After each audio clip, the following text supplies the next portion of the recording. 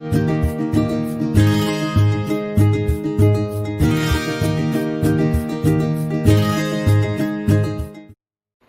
morning students. இன்னைக்கு கிளாஸில் நம்ம பார்க்க போகிறது strength of acids and bases.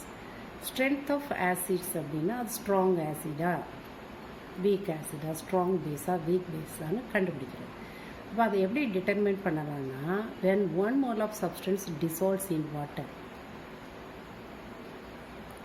what is the concentration of hydronium ion produced, இல்லை concentration of hydroxyl ion produced determine பண்ணோம்னா நம்ம வந்து strength of acid கண்டுபிடிச்சிடணும். இப்போ இதை வச்சு ரெண்டாக கிளாஸிஃபை பண்ணுறோம், strong acid and weak acid. Strong ஆசிட்னா it is completely dissociated in water. Weak acid வந்து பார்ஷியலி டிசோசியேஷன் ஆகும் வாட்டர். இப்போ for example HCl, it represent acid. HClங்கிறது ஒரு ஆசிட். ஏன்னா ஆசிட்டில் ஆனையானு இருக்கும், அது ஏ அண்டு புரோட்டான் இருக்குது, அதனால H. இப்போ that dissolves in water it gives what, hydronium ion and anion. அப்போ இதுதான் ஆசிட் 1. அதுலேருந்து ப்ரொடியூஸ் ஆகக்கூடிய பேஸ் வந்து பேஸ் கான்ஜுகேட் பேஸ்க்கு கான்ஜுகேட் பேஸ் 1ன்னு கொடுக்கும். இப்போ ரிவர்ஸ் ரியாக்ஷன் இது ஆசிடாக பிஹேவ் பண்ணும், அதனால் ஆசிட் 2ன்னு போட்டிருக்கோம். அதுலேருந்து கிடைக்கக்கூடிய பேஸ்க்கு வந்து பேஸ் 2ன்னு கொடுத்துருக்கோம். புரியுதா? ஆசிட் 1ன்னா என்னென்னு, இனிஷியலாக எடுக்கக்கூடிய ஆசிட் வந்து வாட்டரில் டிசால்வ் ஆகும்போது ஒரு பேஸை ரிலீஸ் பண்ணும், கான்ஜுகேட் பேஸ், அது பேஸ் 1, இது ஆசிட் 1.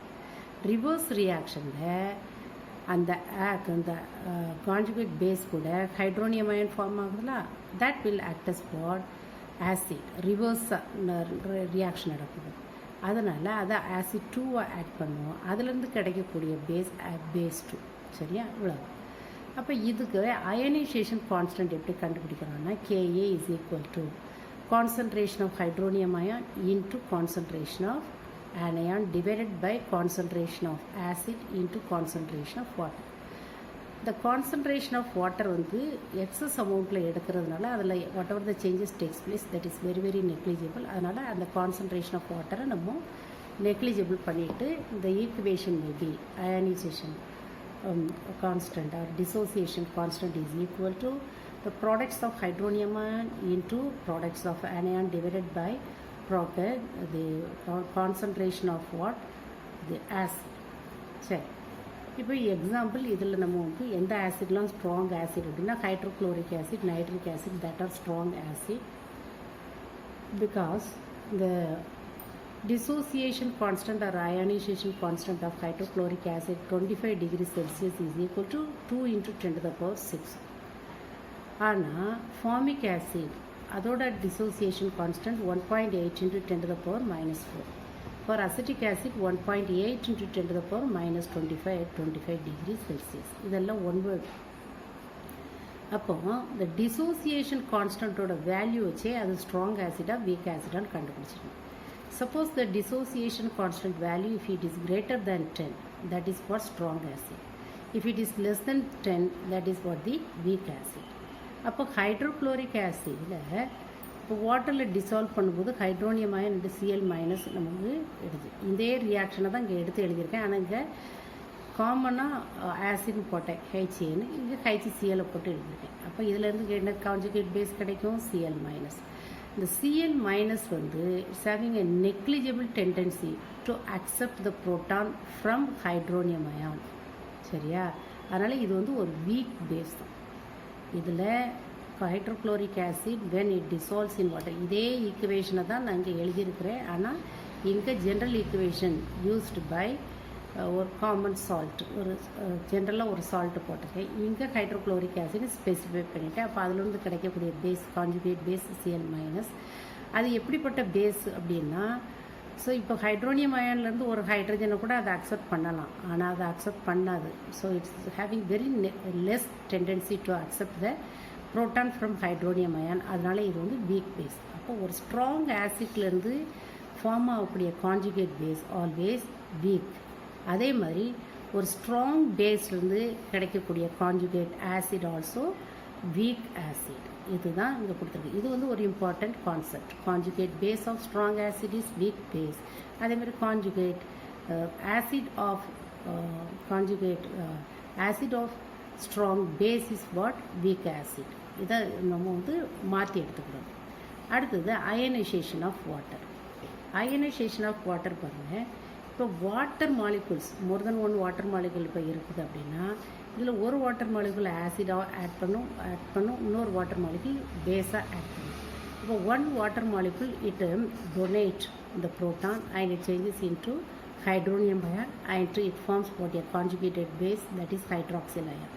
அப்போ இது ஆசிட் 1, இது பேஸ் 1. அது ரிவர்ஸ் ரியாக்ஷனில் இது ஆசிட் 2, இது என்னது பேஸ் 2. அப்போ கான்ஜுகேட்டட் ஆசிட் பேஸ் பேர்ஸ் இதில் ஃபார்ம் ஆகும். அப்போ one water molecule donates a proton to another one, so one will be act as what the acid, another will act as what the ஆசிடாகவும் இன்னொன்று பேஸாகவும் act பண்ணும். அப்போது இதோட equilibrium constant how to you write? அதாவது இது வாட்டருக்குள்ளது equilibrium constant. Otherwise dissociation constant of water, ionisation constant of water, it is equal to the products of concentration of hydronium ion into the concentration of hydroxyl ion divided by concentration of water to the power 2. ஏன்னா 2 water molecule எடுத்துக்கணும்.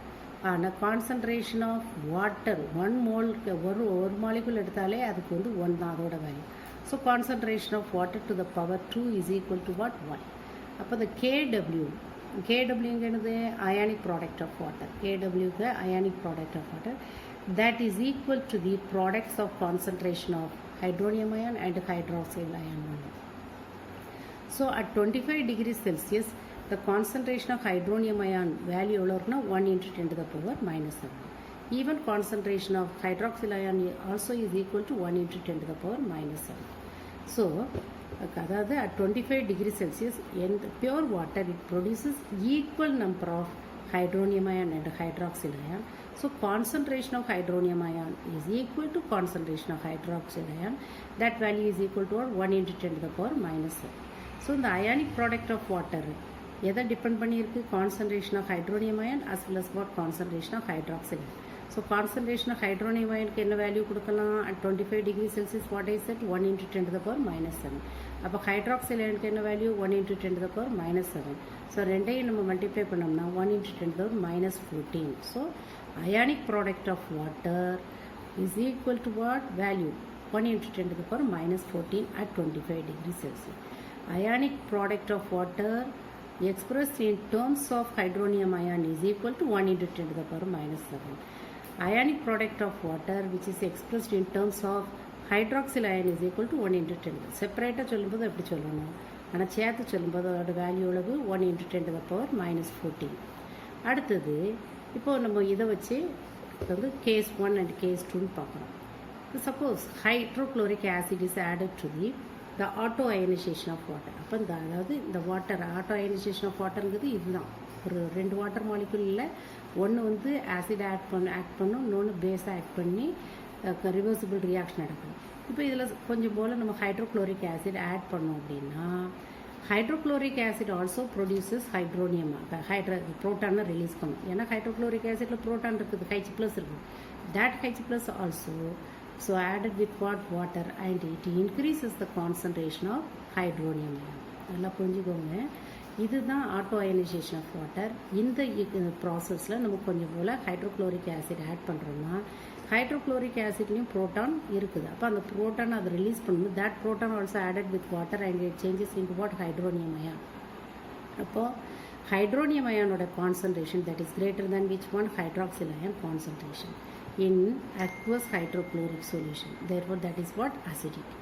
அதே இது basic solution like ammonia, sodium hydroxide எடுத்தோம்னா hydroxyl ion concentration is greater than hydronium ion. So that solution is what? Basic. So இதை வச்சு நம்ம என்னது சொல்யூஷனை கிளாசிஃபை பண்ணலாம், whether that is acidic or basic classify பண்ணலாம். That's all.